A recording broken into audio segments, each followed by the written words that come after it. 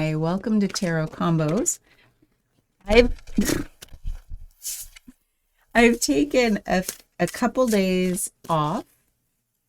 I don't even think there was a reason other than I was busy. Um, Maybe I had fuller days than normal, but that's okay because I feel really good about today. It's Saturday, and I plan to do a series of videos because it's gloomy outside, it's chilly. I already went out and got a whole bunch of like art supplies at the Dollar Tree. It's like $10 worth of paper mache product. Oh, so there's a lot going, there's a lot of mess going on back there, but I'm excited for a day of creativity. And part of that is doing tarot readings and other things here. So that's why I feel good about taking those couple days off to like focus on other things and then coming back to this on a full, complete. I have nothing to do today. Don't you love that when there's like nothing on the calendar except maybe doing my taxes? But that's only going to be if I feel like if the inspiration strikes. Okay, so let's see what energy is here with us today to take a peek into. These cards are flippy. I'm flippy. Thank you for being here. Okay, we have the Queen of Wands challenged by, ooh, the Seven of Swords. Interesting energy. Okay, so we have the Queen of Wands. Let's take a peek. Challenged by the Seven of Swords. So there's something, you are very clever. You are so clever. Both of these are like, well, they're interesting to me because the Queen of Wands is like how we feel our empowerment, how we feel our self-worth, how we trust in our own oomph, abilities, capacities, like to be with things and to like exert our will in our lives. So there's something about you feeling like this is a time of empowerment or stepping into that power if you haven't been feeling it. So this little guy, the Seven of Swords it's usually like a very clever energy. Like he's very shifty. Like he's like stealing. Sometimes people say like theft and like stealing thoughts, like what's stealing your thoughts, or like what might be a subversive kind of energy, kind of like stealing things away. I don't know. To me, that doesn't ring true in this reading. What rings true to me is like this cleverness, maybe a little shiftiness, but like this very clever, very, maybe a little bit subversive kind of energy. Maybe that's the word I'm thinking of. The feeling I'm trying to put words to is like what might get in the way, what kind of subversive, shifty, clever kind of energy would get in the way of stepping fully into your power. Now, with this, there's a little sunflower there. So keep in mind that while she might be considered the witch of tarot, there's like, so it's not the Wicked Witch in the West. To me, this is like this card of optimism, like belief in yourself.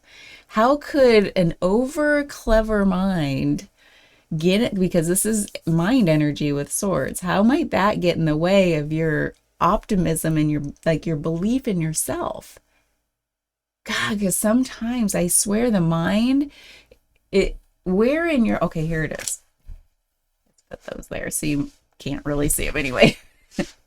Where in your life do you feel like you're a little too clever for your own good sometimes, and it kind of takes on this slightly negative slant or bent that really keeps you from like self-love and belief in yourself, like to go out and express yourself fully, like that feeling of being empowered means I can just express myself. I fully trust that whatever comes out, like I'm in alignment. So it's fully empowered energy. So how might this little guy of like the mind, the ego mind is a little too clever for its own good. And so what I was thinking, what came in that moment was like, uh, you know how the ego is like, it creates problems so it can then be the thing that tries to fix them and then can say, see, you need me. I fix problems. I'm so clever. Like you need me to be here. But all the while it's been the one thing creating the problems. That's what thoughts are. So like I was doing this, sometimes I'll just sit in like, I don't know if I call it meditation because I honestly don't know what meditation is. It's like it's too big a word. It's too big of an umbrella. So I do many different things that might be classified as meditation, but I don't call it that. So I was just like, sometimes I'll just lie in bed, sometimes I'll just sit. I was doing a lot of sitting this week. Just sitting. And just just being aware of what comes in between the thoughts, because that's a fun practice sometimes of like totally disidentifying with the thought stream. Because a lot of times the thought stream, it's fun to just be on the stream and be like, yeah, let's think about this, let's think about that, and blah, blah, blah. And then a lot of times I'll just sit there and like separate from the thought stream just to like witness what's happening. And then try to like witness what happens between thought, which is interesting because that's for me a little bit more challenging at times, depending on how quiet my mind is. And there's really like when you come deeply into the present, into that awareness between thought, or even if it's just like witnessing the thought stream, even if it feels continuous, like there still feels like no space, but at least you've created space between your like the awareness and the thoughts themselves. These words aren't doing it justice, by the way. Every word is problematic in its own way. Just know that. So there's like this awareness that the ego is doing exactly what I said, which is like it's by the ego, meaning like this mechanism, this identification that says I'm a me and I have thoughts, and this me thinks these things, and so that me-ness creates the problems. And then the other part of that goes in and says, well, now I've got problems to fix. I got to fix these problems. And the more we're not fixing them, the more suffering happens, right? But then we go in and we say, haha, fix the problem. And we go, all of that is self-created. And that's what this card is all about. It's the way that the mind is so clever, so sneaky, so subversive, creates all the problems, goes in and fixes the problem, says la, la, la. Like this is the card of that. Sorry it took me so long to get there, but I felt like there's this feeling and I gotta paint the picture with words because I don't have time to actually paint a picture and I'm not good at that anyway. So the Queen of Wands is like the fully empowered self that sits, like she has thoughts. It's not like she's thought free, but there's this empowerment that says, okay, thoughts, you don't run the show. Like there's something like this fully embodiment through like that's totally aligned with the spirit self, like the higher self, whatever you want to call it, that says there's more to me beyond this physical form. There's the passion me, the one that can express big emotion, that can hold all the emotion. Like she's a witch because she's magical in that way. She seems superhuman, even though all of these things are human traits. I was also thinking that just yesterday how love, love can be such a freaking huge energy. I sometimes I feel like love, we think of love as being like, oh, so soft and tender and sweet. It can be, but like there's a ferocious love. I love those words together. It just wants to like can eat everything, eat it up, consume it. It's fire. And so that to me is like this sunflower is like the love energy that is so huge that it can express it freely and say, like, I freaking love you. And it's so hard to convey this feeling of like, you just want to devour the world in love. And it's so positive. It is not dark. It is just so big. And so I don't know what that has to do with this other than like the mind, it likes to like pour water on that love fire. It just likes to be like, oh, wait, settle down that heart of yours. We got to stay up here. We've got problems to create, we got problems to fix. And it's like, what if we were fully embodied, knowing like, holy shit, I'm so powerful, and that power comes from my immense capacity for love energy. And we've already said this, love is creation energy. So that's really that all consuming, like, love creation power energy. Do you feel that?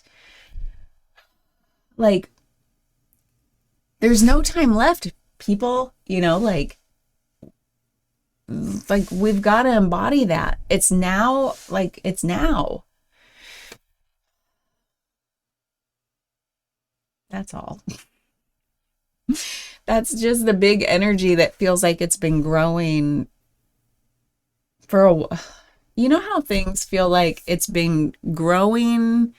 It's like a layer. It's so many layers. Like since the beginning of time, it's feel like it's there. And then there's like certain points in time it feels a bigger but maybe shorter, and then bigger but shorter. And now it feels like I want to draw another picture, but it's just a bunch of thickening lines, shorter and shorter, where now it's like maybe it's exploding into this present moment, maybe this year, maybe this month, maybe this week, maybe today, where the line is like thick and short.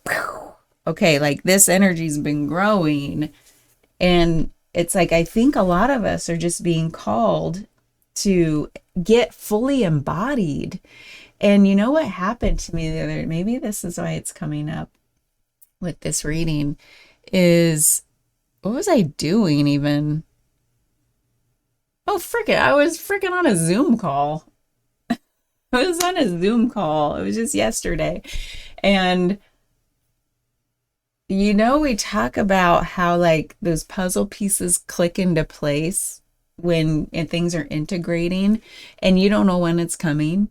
You don't know. You just show up every day and do your work, right? Do your inner work, your healing, your exploration, your inquiry, your personal growth recipe, whatever you're doing. And then integration happens when it happens. We can't predict it. Well, yesterday I felt one of those puzzle pieces click into place. I was on a Zoom meeting, just, listening.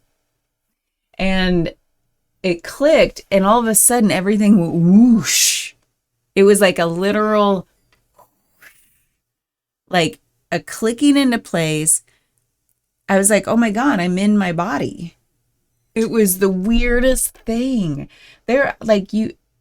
I know this is not just a me thing. I've heard other people talk about it, but there's like, I feel like a lot of days pretty embodied. There are times I know I'm not embodied where I'm like, oh, come back. I just went off somewhere. It's usually the mind. I'm going on that stream, right, of thought. Well, yesterday something clicked and it just like I just felt myself come back into my body and it was almost like new. I actually touched my body and I was just like, I'm here. It was bizarre and amazing. And so you never know when integration is happening. I mean, it's always happening, but like sometimes you'll like it, you can feel it. And so I feel like this card kind of depicts that. I just want to describe that feeling because I know a lot of you have felt it at different times. And there's this embodiment with the Queen of Wands that is so powerful. I don't know what will come of that latest puzzle piece, getting me more into my body. And maybe it's just was just in that moment, you know. But I do feel the after effects that, you know, that tends to happen. And then this becomes even more clear of when I'm going on the thought stream. You know, there's more separation of, okay, ego, I know you're the one creating this problem. I don't have to, I like latch onto it and suffer. You're just doing ego things. You're just doing mind things. And then on the flip side of that, I'm not going to run in and say, oh, I've got a problem to fix now and say, I've got a problem to fix. No, the freaking mind just does that. It's just, can we just accept that's what happens and not go on the thought stream? So I think that's why it's in the challenge position. How is this challenging getting into full embodiment? Like being in the seat of our power. Look at her throne. She's like in a seat of power. So that's what this reading's all about. And only you know where it shows up in your life, where you feel it right now, and where you feel this happening right now. This man, like really stepping back and just believe it. First of all, if you don't believe it, just believe it. Thoughts are the root of all suffering. Every Zen, every Buddhist Zen, whatever tradition going way back, like they knew it 5,500 years ago plus, that was the root of all suffering. And it's like, here we are 5,500 years later, whatever number of years, I don't know. It is over 5,000 though. And here we are still trapped by it because that is just the mechanism of the mind. So and I think it's like we're all on our own mission in some way to step away from our own self-made suffering, because it's the mind that makes it so. You know, other circumstances will happen to us. We might actually go through some severe traumatic events, physically, emotionally, spiritually, like all the levels, all the dimensions. And the mind is what says, that's really bad. Let's feel really bad about what just happened. And that's natural. And we can have compassion for that. And we can have grace for that, because she's all about grace too, by the way. She's like the epitome of grace. So maybe that's another energy to call in, is if we are trapped in the moment, like we feel no escape from this sneaky little dude. The sneaky little dude. If we feel so trapped, it can feel so bad. And the only thing to do in that moment sometimes is to allow grace, because you can't, sometimes there's no fighting this dude. It's, to me, I'm getting all the chills. This is such a truth. Sometimes an energy just has to exhaust itself. And that's another thing to just know, just trust. And you know when you feel it, right? I've said this so many times, I think, in the past year. You're probably sick of it, because I don't know a better way to describe it. When you're just sick of your own shit. When you're just so sick of this, but you can't fight your way out of this paper bag. So you're just like, I give up. I surrender. I let go. Like there's a hitting rock bottom. There's like this energy that just has to play itself out. Even if that means you're going along for the ride until you just get so exhausted. And that sometimes is the that last moment of exhaustion where you just let go is the liberation. It's like it is that last step where you think you're letting go and just falling, and then you like fall into liberation. It's just like it's so beautiful. So just know that the mind can't fight the mind. So the what the mind can't really deal with or understand or like comprehend is the letting go. And when you let go, it's like, wait, you were all in on this. What happened? And it gets very quiet. So anyway, where is it showing up in your life? Because I feel like this is a big theme for the year that says, oh, we're getting empowered. We shed a lot of stuff last year. This is the year of coming into alignment, which means getting really empowered and embodied. So where is this showing up in your life? Because it's worth taking a moment to think about this, to say, oh, maybe I do need to do my own form of meditation to really separate from that thought stream, to really see like, oh, it is just pure chaos nonstop. It's just, and that's what it does. But then we're like, oh, I have this thought, then I gotta do this, and we're so like conjoined with it that it's like, no wonder there's so much suffering. So what is your, maybe the question is, because it's in the challenge area, what is your way to separate from this sneaky little guy? What is your way to create space and quietude?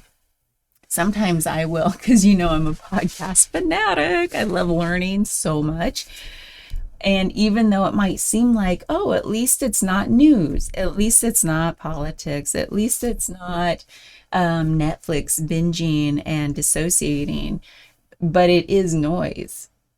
I recognize that. It is noisy when I'm like, consume, consume, consume. I just want to learn, learn, learn, learn, learn. I was telling my husband that this morning. I'm like, you know what? Or last night, I was like, you know what's terrible? It's like there's so much to learn, and I only have like, I'm already over halfway through my life. And the education system is so antiquated. Like books have information in them that's so outdated now because everything's moving so quickly. Like there's no way institutions can keep up with the latest information and then publish it in a book with paper. Like it's crazy. So I'm like, so putting money and time into like 2 to 4 to 6 year programs at a higher institution seems so antiquated now. And I'm like, man, what are the kids gonna do that are like, we're all just learn, learn, learn, learn, learn. And even though things are speeding up, I feel like my own what do you call it when you just can't satiate the need to learn? Like everything is so fast, and it's getting more fascinating by the second. So it's like I can't stop. So anyway, that's just my own form of like noise.